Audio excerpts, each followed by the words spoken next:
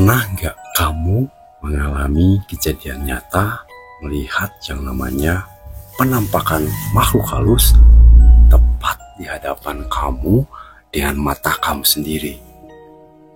Yang namanya makhluk halus atau sering kita sebut setan atau hantu itu benar-benar ada dan nyata. Aku sudah pernah melihatnya langsung yang tidak akan pernah aku lupakan seumur hidupku. Kejadian ini terjadi di sekitar tahun 2001, sudah lumayan cukup lama. Waktu itu aku masih duduk di kelas 3 sekolah menengah pertama, dan itulah saat-saat aku pertama kalinya ketemu langsung dengan yang namanya pocong.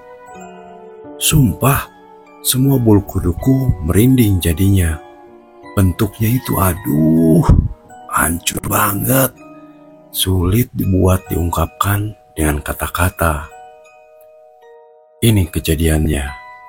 Kejadiannya berawal saat aku pulang yasinan malam Jumat di tempat tetanggaku. Rumah tetanggaku itu cukup jauh dari rumahku. Maklumlah, saat itu aku masih tinggal di kampung tempat kelahiranku.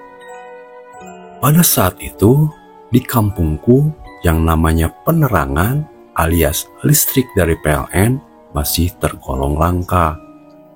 Belum seluruhnya menerangi kampungku. Celakanya, di daerah tetanggaku itu penerangannya belum terjangkau.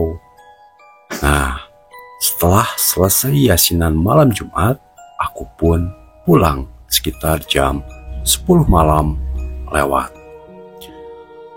Waktu pulang, aku hanya berdua saja dengan tetangga yang ada di sebelah rumah.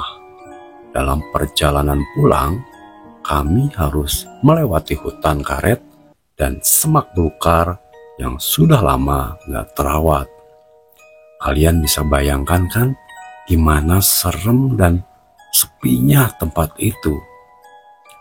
Saat kami melewati persimpangan 4 arah, kami berdua melihat sesosok bayangan putih berjalan pelan. Kami kira dia salah satu tetangga dekat rumah. Lalu, tanpa ada rasa takut, kami coba untuk menghampirinya. Namun, saat kami coba dekati, anehnya nih, gerak jalannya malah semakin cepat. Kami pun heran, dan kami berusaha untuk mengejarnya. Namun, setelah agak lama kami mengejar, tiba-tiba dia menghilang entah kemana. Kami berusaha nih mencarinya. Yang ada di pikiran kami, mungkin dia coba untuk bercanda dengan kami. Karena para tetangga kami memang pada suka bercanda. Namun, tanpa disadari, pencarian kami itu ternyata nih telah jauh dari jalan arah pulang ke rumah. Dan baru kami sadari bahwa kami itu sebenarnya semakin dalam memasuki hutan karet itu. Dalam keadaan gelap di dalam hutan, tepat di depan mata kami berdua, tiba-tiba muncul sesosok bayangan putih yang kami kejar tadi. Alangkah terkejutnya kami saat sosok itu mendekati kami dengan cara berjalannya yang loncat-loncat. Kami sangat ketakutan sekali, sampai-sampai semua anggota tubuh tidak bisa digerakkan. Di dalam hati kami, termasuk aku, mungkin teman tetanggaku itu juga, terus membacakan ayat-ayat suci yang kami hafal, hingga semua nama-nama Allah pun aku baca. Namun tetap saja tubuhku tidak bisa digerakkan. Pandangan mataku hanya tertuju pada bayangan putih itu. Semakin lama, bulu kuduku semakin meremang.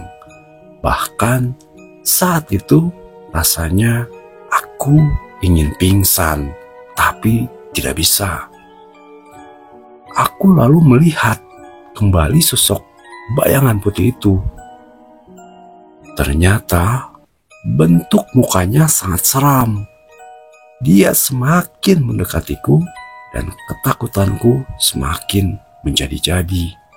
Dan aku pun terus berdoa di dalam hati. Entah mungkin memang keajaiban dari Sang Pencipta, tiba-tiba tubuhku yang sejak tadi kaku, kini bisa aku gerakan kembali. Refleks aku berbalik arah dan berteriak, "Pocong! Pocong!" Lalu aku berlari, tak tahu arah, tak tahu kemana. Pokoknya terus berlari sekuat tenaga, meninggalkan tetanggaku bersama pocong itu.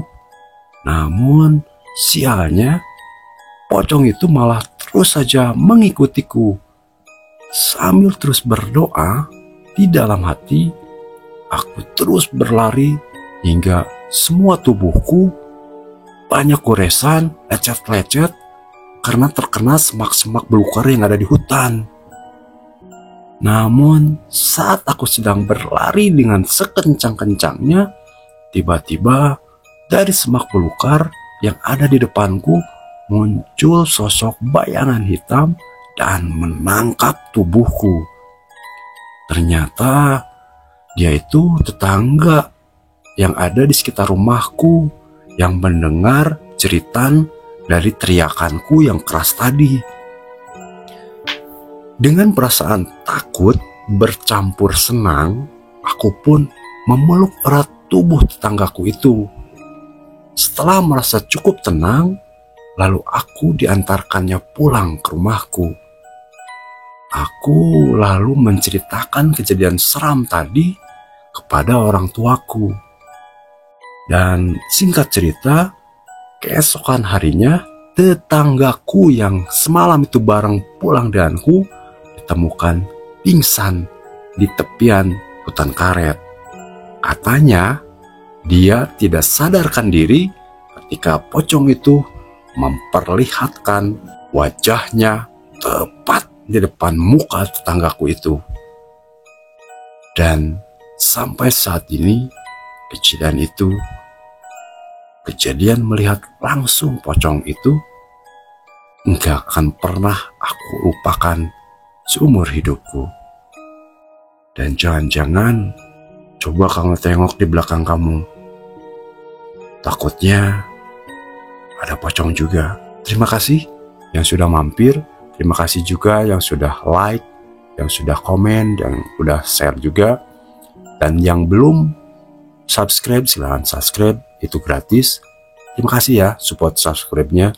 Terus harus ingat bahwa kita hidup di dunia ini tidak sendirian. Kita benar-benar berdampingan sama mereka yang tak kasat mata. Dan masih banyak hal-hal di luar nalar yang mungkin tidak bisa dipecahkan secara logika. Sampai ketemu lagi di cerita-cerita seram lainnya yang hanya ada di Jurnal Horor. Salam horor.